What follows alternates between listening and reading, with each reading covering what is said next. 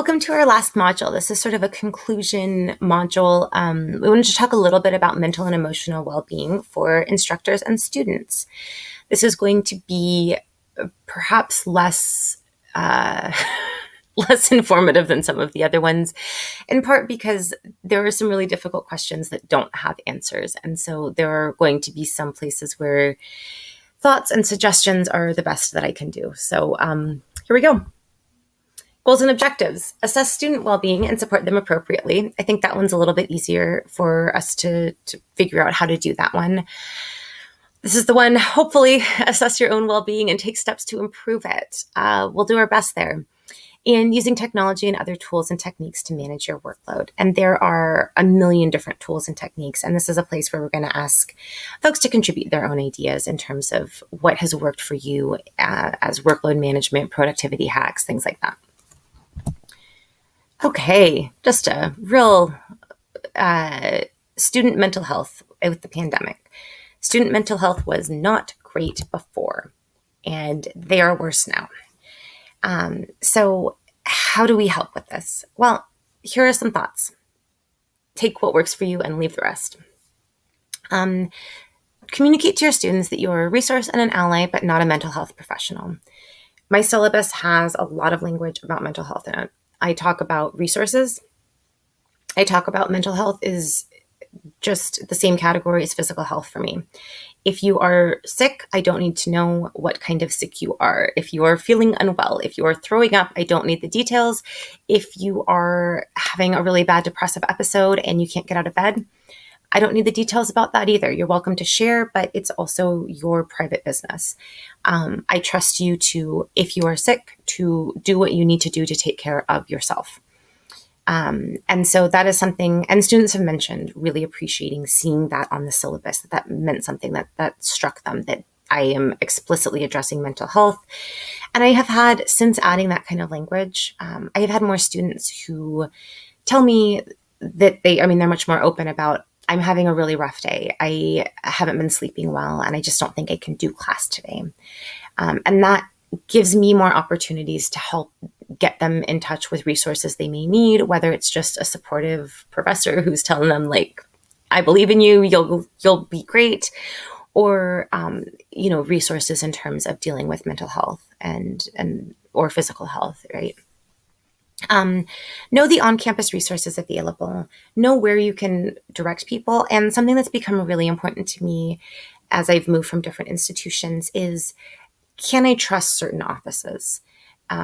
There are places where if their first line of contact with mental health services is bad, they may check out and never try getting any kind of therapy or counseling or intervention or anything in the future. So knowing which offices who can I trust to be empathetic, to do what needs to be done to help this student out. And what and where and who qualifies for what. Are there local city resources that maybe that's going to be a better place depending on what sort of institution you're at? There may be certain services that that are sort of frowned upon by the institution for whatever reason, or not robustly funded, but the city may have better options there. So sometimes with sexual assault survivors, that can be a time where it might be better to go somewhere else and not through the university. And that's important for you to know, to be a really good advocate and ally for your students. Mental health first aid. I just did one of these trainings, thought it was super useful, just giving some tools and ways to recognize students in distress and how to kind of triage them and get them to people who can help them out. If that is something that is available at your institution or in your city, I would really recommend just being a little bit more an expert at potential things that our students can be dealing with. Most of us are probably familiar with the symptoms of depression or anxiety, but some less common mental health issues or less visible mental health issues that we can be a little more keyed into dealing with. And then, so the ones that are in italics are, if possible, tips that I would have. Share what you feel comfortable sharing about your own experiences and your own humanity. I talk to students about dealing with depression in grad school and what I found helpful and what I didn't find helpful. I have a secure job. I'm not worried about my safety and security. I feel comfortable sharing a little bit more of myself, right? I have dealt with, I am in the process of maintaining mental health, and I feel comfortable talking to students about that in a limited sense, not unloading on my students, but, and I think that can make students more likely to listen to saying like, I had a year where, I couldn't get out of bed for parts of it. Like stuff was bad. Here's what I found helpful. Here's things that I think might be helpful, as opposed to here's a list of resources. And, I think it's really important that you get some exercise and go for a walk. I cannot tell you how unhelpful a lot of students, like they've heard that getting a walk, going for a walk can help with mental health. That may not be a super helpful thing to just sort of flippantly throw at a student. And so sharing your own experiences as you feel comfortable and safe doing so, I think can be a really valuable tool for connecting to students. Faculty mental health. Oh my goodness. So stuff is bad. We're across the board, by and large, less secure employment, which is a huge stressor. Things are bad, and climate change and police brutality and all kinds of. There are a million. We're still in a pandemic, right? There are a million stressors, and we still have to, at the end of the day, have to do our jobs. And so these are. It's a little flippant, but I don't have the answer to these things. I would not say I have done a great job of balancing my work and personal and work life. Like my work-life balance, I don't think is great. So I'm offering some tips, but I'm not an expert on this at all. And a lot of us are in situations where there is only so much we can do in the face of some really daunting circumstances. Setting boundaries on work hours. I don't do this well, but I have some colleagues who are great. At 5 p.m., they are done for the day and they're not checking their work email. And that helps put boundaries on how much work seeps into everything. Removing work email from your phone. Again, I don't do it, but I know some people that have had wonderful experiences with taking that off their phone, so it is not with them at all times. Again, just ways to set boundaries and have borders around what your job can be. This is a pet peeve of mine, but I do love what I do. That doesn't mean that it's not a job. It doesn't mean that I am not doing this for an employer, getting paid, right? Just because I love what I do does not negate the rest of the things. That this is about a capitalist exchange, right? And so being clear that loving what you do doesn't mean that it needs to be your entire life and you're working 20 hours a day at this thing that you love. It is a job, and put boundaries around what your job can be, whatever, depending what that looks like for you. But having some kind of boundaries, I think, is really important and something that I have not learned to do well, but I am working on. Support and accountability groups. Cannot recommend this enough. Having a group of people. I have a friend who is my no committee, and I send ideas to her and she tells me whether it's a good idea to do something additional or not. Because left to my own devices, I say yes to everything, and then I am stretched way too thin. And so having a group of people, Ellen is somebody that I come to all the time to bounce ideas off of, to talk about problems, just to talk about, man, I am spending way too much time on this class and I don't know how to deal with this. So having a group of people, whether you find that online at your institution, but people, I have a group text with friends from grad school, right? That are in similar professor positions that I can bounce ideas off of. What do I do about this? How can I approach this? Do you think I was invited to write this thing. Do you think it's a good idea? And having people who can tell you stop, because we are not always super good at telling ourselves to stop, but an outside person can do that. And just having people you can rely on and you can turn to. Like I said, the no committee, really love this. I'm not always great at remembering to send everything to her, but God, she is amazing at telling me when things are just a bad idea that is not going to be worth the effort I'm going to put into it. Related to this, recognizing your own limits and when you need help. This is something that going into this particular workshop thing, having Suzanne Lai, who is at the WCC, is a huge advocate of having people doing things in teams. So no one is responsible for every little thing. And if you need to step out for a week, someone else can pick up that slack. And I cannot tell you how useful it was to have a partner in dealing with this workshop, because there have been some weeks where unexpected things came up, and being able to ask Ellen, hey, can you handle this module? Can you do this? Can you do the website stuff? Like, I just can't right now. And vice versa. Life happens, and having structures in place to recognize your own limits and ask for help. In terms of teaching, that is a very solitary pursuit of it is my class and I'm in charge of it. And there's a limit to how much you can offload things. But in other parts of your life, especially, having ways to offload some of your commitments and ways you can ask for help.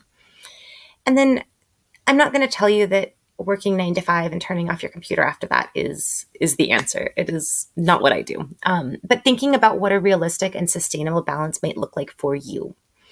And really spending some time putting that down in words, formulating what that looks like. Maybe it means you take one weekend day off, that just no work on Saturdays, something like that.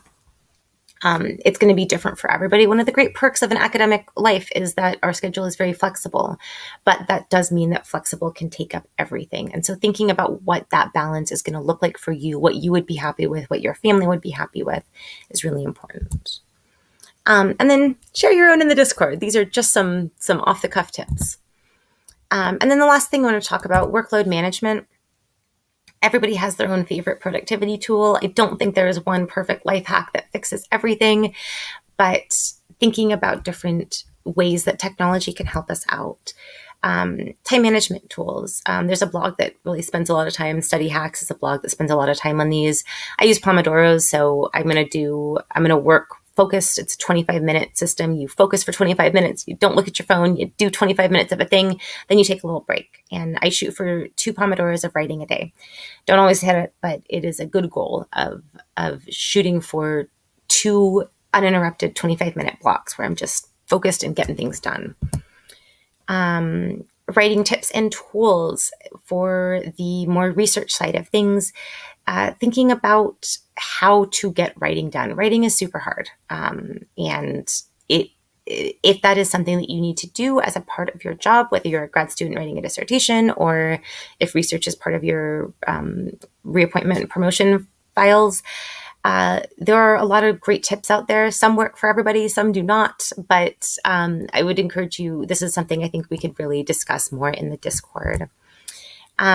Project management. If you are doing things where you are working with other people, team teaching a class, or even a big project that the students are involved in, there are some cool technology tools that kind of put tasks that need to get done out there, and then moving things and delegating things. So there's some project management tools that are really great, I think, for helping manage project workflow when you have a whole team doing things. I have a Habitica group. It's a productivity RPG, little 8-bit characters, and you have a team. And if you don't do the thing you were trying to get done that day, your party will take damage. You're fighting silly made up monsters, and you have pets, and it's this very goofy kind of game format, but having people that I'm accountable to makes a huge difference in terms of like, man, I didn't do that thing that I wanted to get done today. I'm going to really make sure I do it tomorrow because I don't want to hurt my team. I am much more willing to let myself down than to let a team down. So that is something that has been very helpful for me in terms of productivity. Teaching in Higher Ed is a podcast that does a lot of thinking about, their tagline is something like ways to be better, or the productivity side. There's teaching tips, and then there's productivity side about ways to streamline things so we can be more present for our students and our colleagues and ourselves. And so there's just a lot of good tips there with different experts talking about different grading techniques and ways, cool little gadgets that really help them out. Little life hacks that have been game changers for them. So I really have learned about a lot of useful things from that. And then the last thing, streamlining grading. Thinking about where our time is well spent and where we are overextending ourselves by spending too much time for very little reward. So, low stakes pass fail grading. I do not need to give students super long comments and feedback on something that is a very low stakes. Like, how did you feel you did in discussion today? And they assess it and I say, great comments, I agree. I would tweak this little thing, but having pass fail grading is going to involve, potentially can involve less time spent grading it, because is it a check or is it not a check?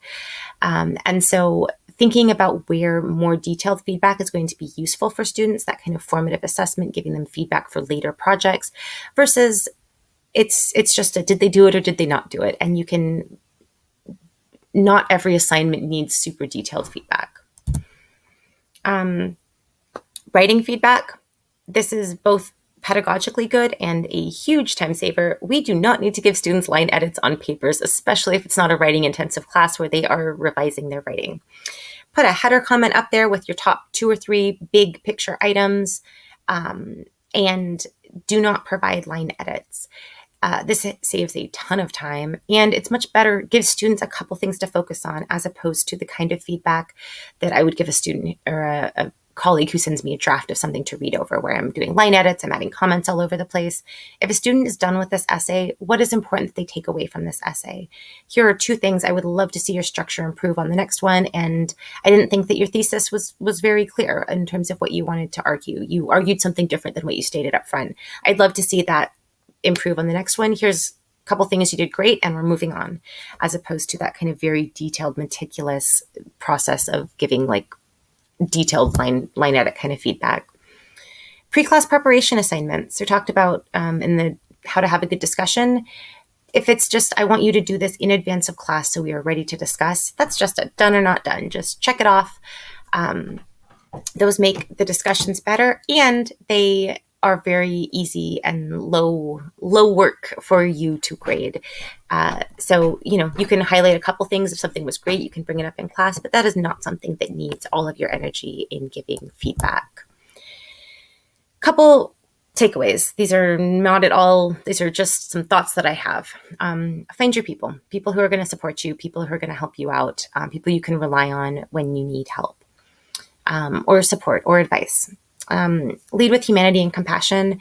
We are all doing our best in very tough circumstances. If you lead with, I care about you, I want to help, here are my thoughts, I think goes a long way. We do not need to be teaching robots up there. Injecting some of your own humanity and compassion goes a long way, letting students know that you care. Establish that you and your students are going to have obstacles. There are going to be days when I am just not as prepared as I want to be for class. There are going to be days when my students are not as prepared as they want to be for class. It's okay to talk about that and address it, and tell students, like, I get if there are going to be some days when you are not your best student. You can just tell me. A lot of people have like a pass system of, they can come in and say, like, I'm using a pass today. I don't want to be called on. I'm just here, and that's what I can do. Please do not call on me for things. And giving students that kind of option to take some of the pressure off of themselves. And it acknowledges that we understand that life happens.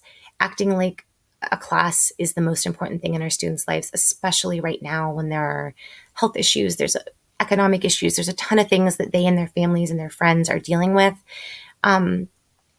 Recognizing that, honestly, my Greek class shouldn't be your number one priority in life, and that's fine. And going hand in hand with that, what it looks like to be a kind and complete person, saying, I'm not going to be able to get this turned around to you tomorrow. I have a different thing that I am committed to, or that is the day that I don't do work. So I will get this back to you as soon as possible. I am not available for office hours on the weekend. We can meet after work. I know you have a work schedule. We can do a Zoom meeting in the evening. That's fine. But weekends, I don't do meetings, because I need that to be my space for me to step away from work. That models for students a much healthier work-life balance than they're going to see in some settings. And so I think it's really important to be teaching students that, showing students that. So we will be building off of these things, heading into a lot of live discussion. I would love to hear people talk in the Discord about what you find useful. But I don't think there's a magic bullet. But I would just really, these are kind of my takeaways for how to keep yourself healthy, centered, productive, etc. So look forward to seeing what everybody has to say. And thank you for joining us. This is officially the conclusion, but we will be rolling this into some synchronous live sessions as we move on with the month of August. So thank you all so much.